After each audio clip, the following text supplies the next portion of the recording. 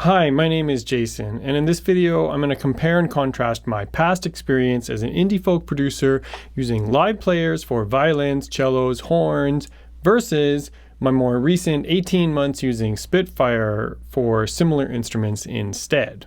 So I'm going to say Spitfire instead of samples throughout this video, not because I'm sponsored, I'm just a happy customer. If all you really want to hear is live players versus samples in a mixed context, I've demoed that at the end, but I think I have some experience worth sharing. I think thoughtful peers can put things in relevant context for each other.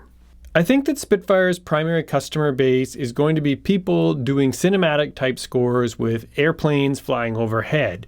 These customers want a huge sound, so the samples are generally recorded in big rooms so they'll mixed sound like they're on big stages.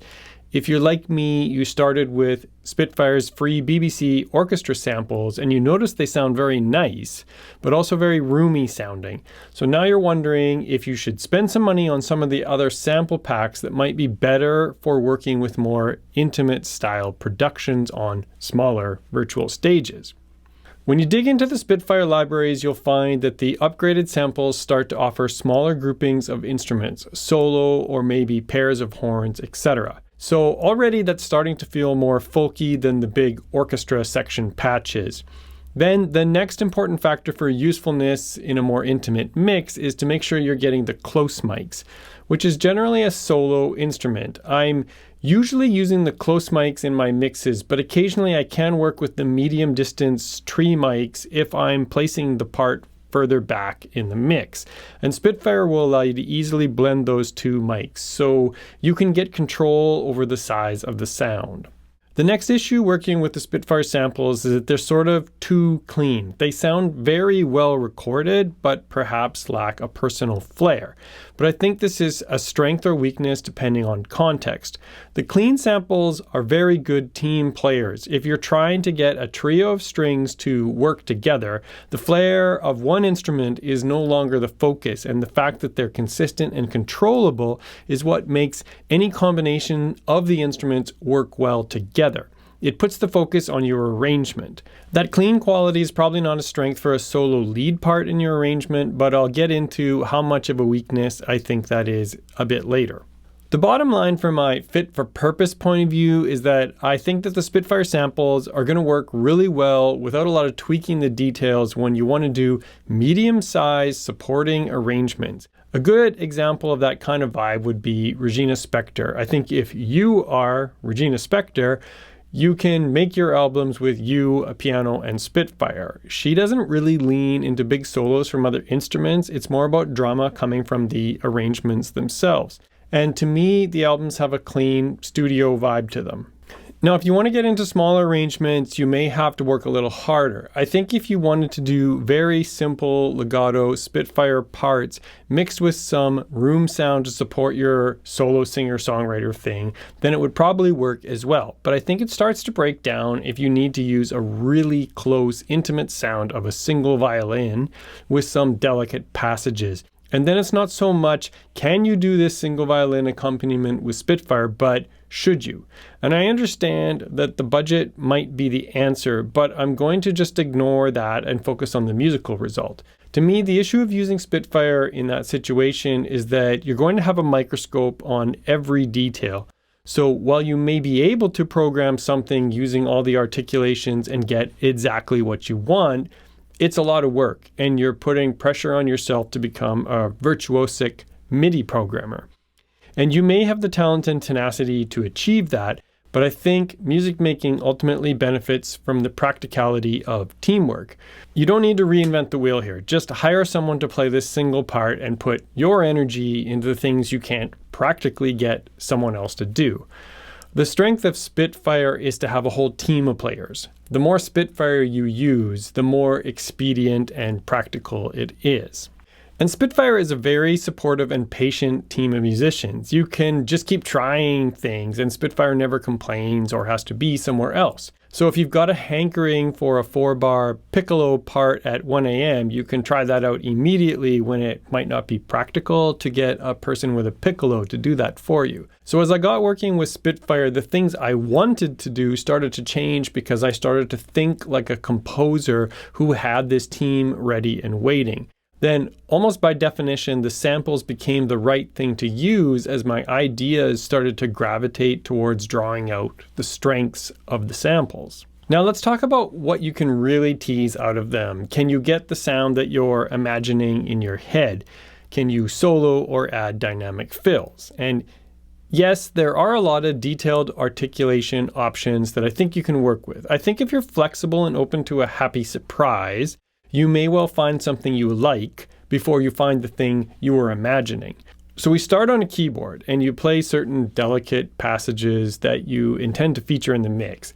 And I think you're somewhat constrained by your keyboard skills that you're not struggling to play something with timing feel to start.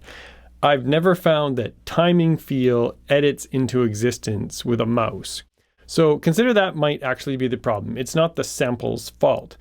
But let's suppose you can play something fairly close to what you want using the Spitfire legato patches to start with. And these are holistic patches that respond to a sequence of notes. While the legato patch is generally quite smooth sounding, you can go in and direct these MIDI events you've just recorded to triggering different sample articulations. And that will affect the tone and attack characteristics of the individual notes. Then I'll often do a second pass to overdub a dynamic or vibrato parameter using automation capture tools in my DAW. And I've also literally edited fades between samples of two different articulations or manipulated them in a Melodyne type plugin. And so to summarize, you can do a lot. If you're open to happy discovery of something you like, you can probably fill the musical function you need. But can you literally get the samples to scream and cry? Can you do slash on a violin? And I don't know, maybe I haven't tried to push them to these limits because of my particular style of music. I haven't really been disappointed with what I got, but I recognize the potential limitation.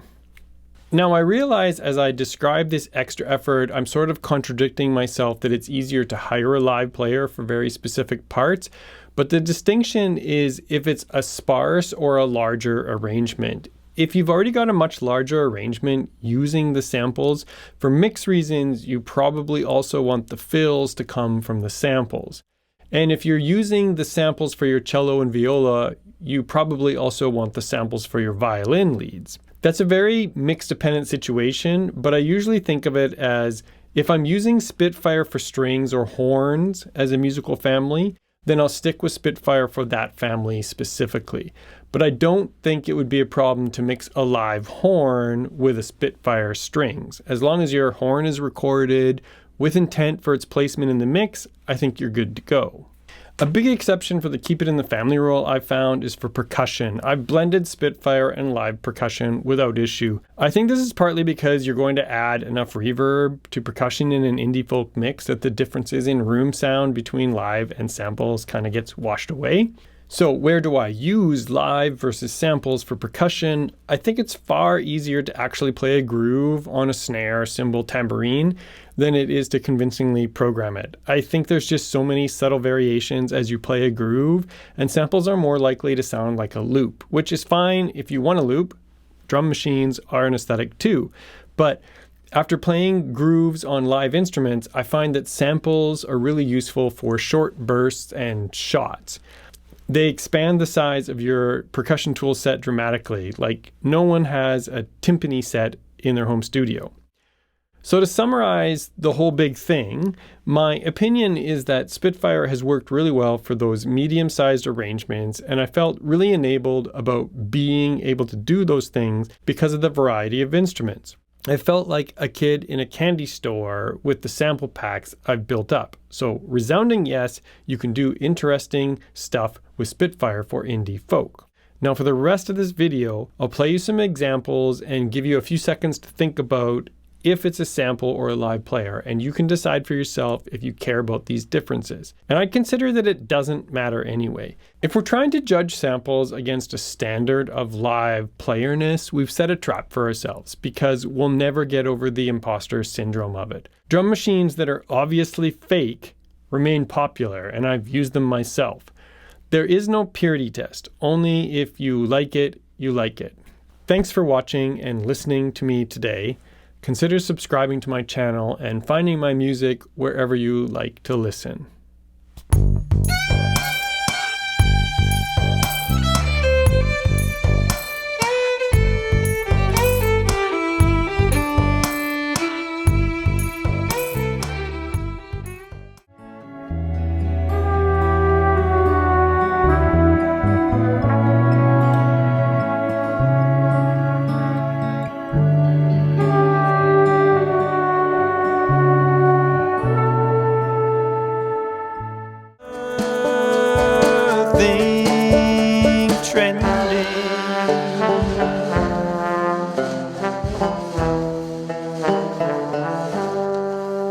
Stay close to the exit.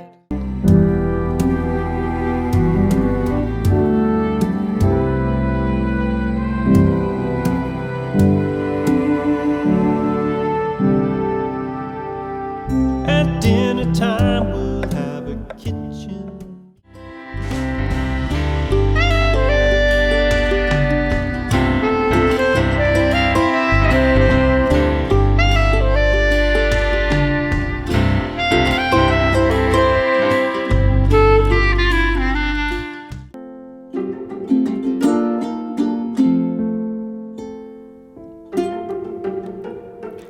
You are